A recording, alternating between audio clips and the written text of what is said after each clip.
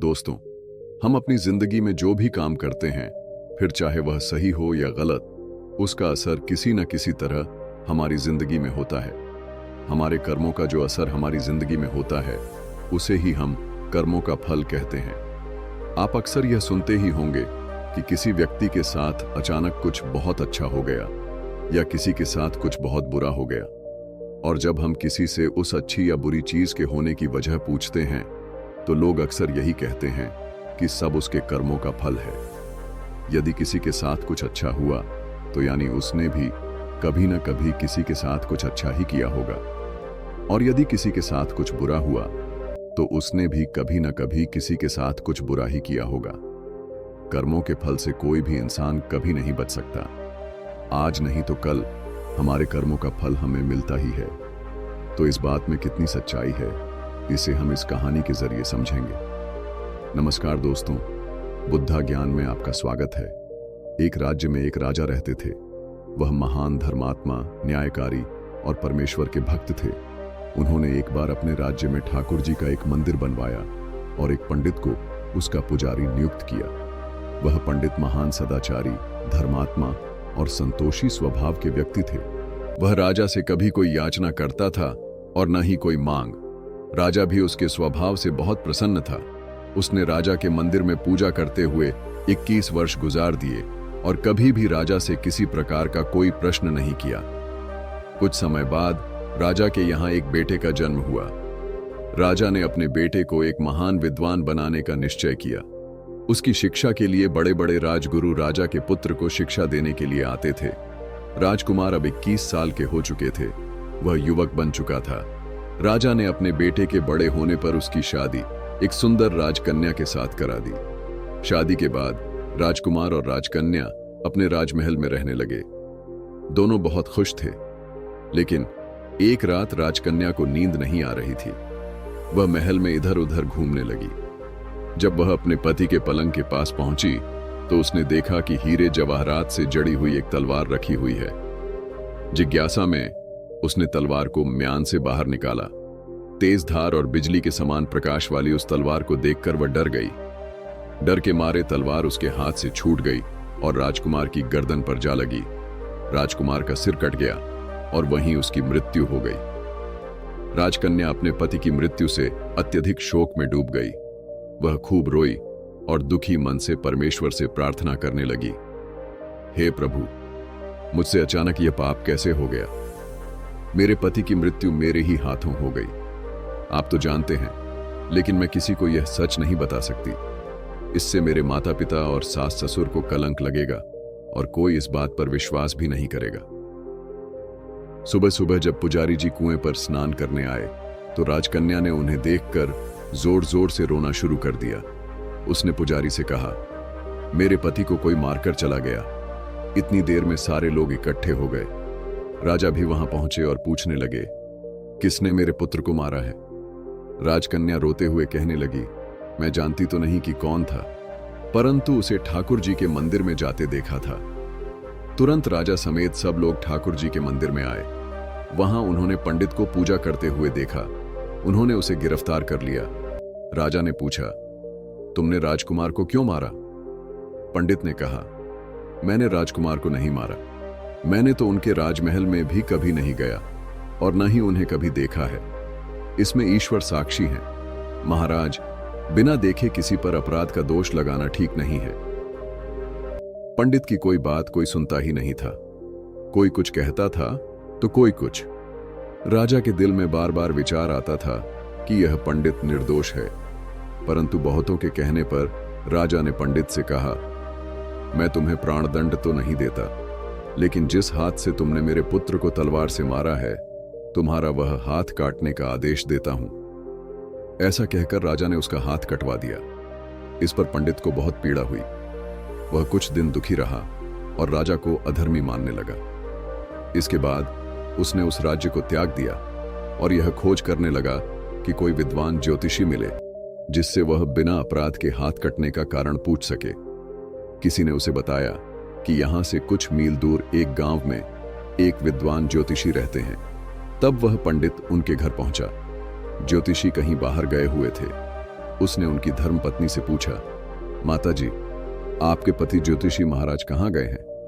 तब उस स्त्री ने अपने मुख से अयोग्य कटु शब्द कहे, जिनको सुनकर पंडित हैरान हो गया। वह मन ही मन कहने लगा, मैं तो अपना हाथ कटने का कारण पूछने आया था, परंतु अब इनका ही हाल पहले पूछूंगा। इतने में ज्योतिषी घर आ गए। घर में प्रवेश करते ही ब्राह्मणी ने अनेक कटु शब्द कहकर उनका तिरस्कार किया, परंतु ज्योतिषी चुप रहे और अपनी स्त्री को कुछ भी नहीं कहा।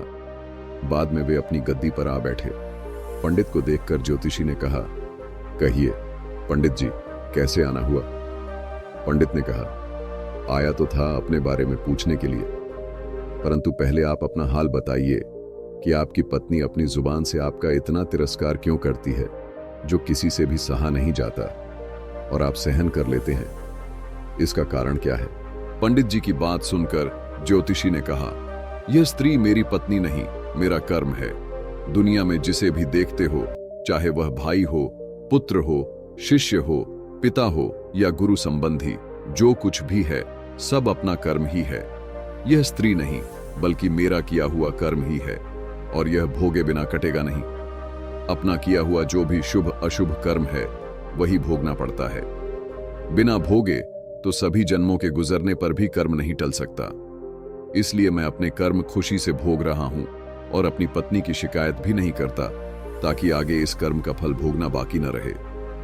पंडित ने पूछा, महाराज, आपने ऐसा कौन सा कर्म किया था? तब ज्योतिषी ने कहा, सुनिए, पूर्व जन्म में मैं एक कौवा था और मेरी यह पत्नी एक हिरणी थी। मेरा स्वभाव बहुत दुष्ट था। जब यह जंगल में घास खाने जाती थी, तब मैं इसके शरीर पर चोंच मारकर इसे दुखी करता था। जब दर्द के कारण यह कूदती थी, तो इसकी परेशानी देखकर मुझे बहुत आनंद आता था। मेरे डर के कारण वह जंगल से बाहर नहीं निकलती थी, किंतु मैं इसे ढूंढता फिरता था और जहां जहां यह मिलती वहीं इसे सताता था। आखिर मेरे द्वारा बहुत सताए जाने पर दुखी होकर यह गांव से 100 मील दूर जंगल में चली गई। वहां नदी के किनारे वन में यह हरी हरी घास खाकर और मेरी चोटों से बचकर सुखपूर्वक रहने लगी। लेकिन मैं इसके बिना नहीं रह सकता था। इसे ढूंढते ढूंढते मैं उसी वन में जा पहुंचा। वहां इसे देखते ही मैंने इसकी पीठ पर जोर से चोंच मारी।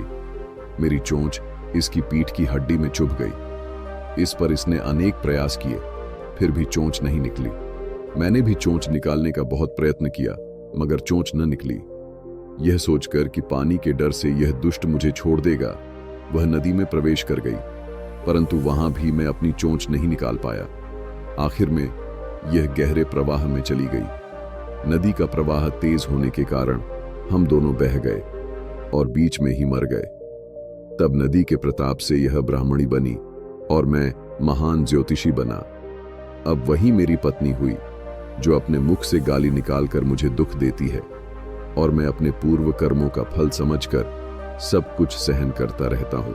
इसका दोष नहीं मानूंगा, क्योंकि यह मेरे किए हुए कर्मों का ही फल है, इसलिए मैं शांत रहता हूं। तब ज्योतिषी ने पंडित से कहा, सब अपने कर्मों का ही भोगते हैं। अब बताइए पंडित जी, आपकी क्या समस्या है? पंडित ने अपना सारा समाचार और कहानी ज्योतिषी को सुनाई और पूछा, अधर्मी पापी राजा ने मुझ निरपराध का हाथ क्यों कटवाया? मुझे वह पाप की सजा मिली है जो मैंने किया ही नहीं। तब ज्योतिषी ने कहा, राजा ने आपका हाथ नहीं कटवाया, आपके कर्म ने ही आपका हाथ कटवाया है। पंडित ने पूछा, किस प्रकार? तब ज्योतिषी महाराज ने बताया, पूर्व जन्म में आप एक तपस्वी थे और वह राजकन्या एक बकरी थी। वहीं राजकुमार एक कसाई था। जब कसाई उस बकरी को मारने लगा तो बकरी बेचारी जान बचाकर तपस्वी के सामने से जंगल में भाग गई। पीछे से कसाई आया और तपस्वी से पूछा, इधर कोई बकरी आई थी क्या? तपस्वी ने प्रण कर रखा था कि झूठ नहीं बोलेगा, अतः जिस तरफ बकरी गई थी तपस्वी ने हाथ से इशारा किया। कसाई ने जाकर बकरी को मार डाला।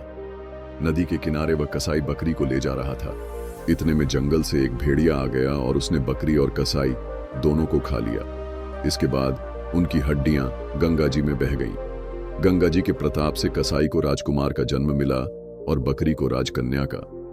पूर्व जन्म के किए हुए उस कर्म ने एक रात के लिए उन दोनों को इकट्ठा किया।